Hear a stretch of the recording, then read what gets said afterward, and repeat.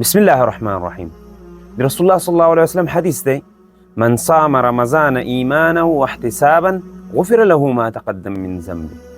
د دې حدیث شریف ترجمه داسې ده: چا چې د رمضان روزه د ایمان سره او د اجر په نیت ونیوله، نو ټول هغه ګناهونه چې ده کړي دي هغه به ورته معاف شي.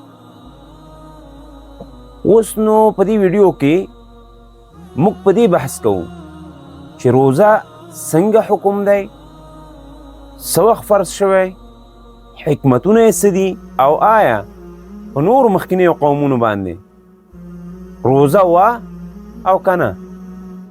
السلام علیکم، زما نوم عبدالفتاح اکبري دی او زه اسلامي او جنرال معلومات لټوم او بیا یې په سوشل میډیا خپروم د دې دپاره چې ستاسو په اسانۍ د لاسرسي وړ وګرځي. نو که چېرته دا ویډیو مو خوښه شوه نو د خیر د خورولو لپاره ویډیو لایک و شیر ضرور کړئ. راځو خپلې موضوع ته. روزه چې په عربۍ کې ورته صوم یا صیام ویل کیږي، د هجرت په 2م کال یعنی دقیقا په هغه کال فرض شوي په کوم کې چې د بدر غزا واقع شوي، او د بدر غزا په لومړني فرض شوي رمضان کې واقع شوې ده. روژه څه ته وایي؟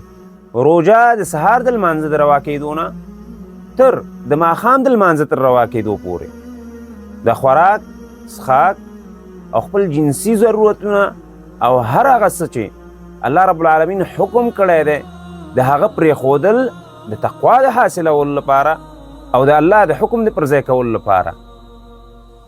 دغه ډیسپلین ته روزه وایي. د روژې حکمت څه شی دی؟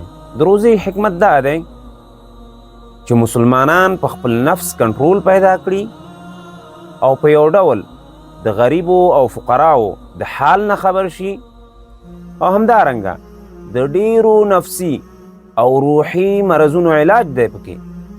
آخري خبره ده چې آیا روزه زموږ نه مخکې قومونو باندې فرض شوې وه؟ هو، ځکه چې الله عز وجل فرمایي: کتب علیکم الصیام کما کتب علی الذین من قبلکم. روزه په تاسې باندې فرض شوې لکه څنګه چې ستاسو نه مخکې خلکو باندې فرض شوې وه. دا وه زموږ نننۍ ویډیو. تر بلې ویډیو د الله په امان. السلام علیکم ورحمة الله وبرکاته.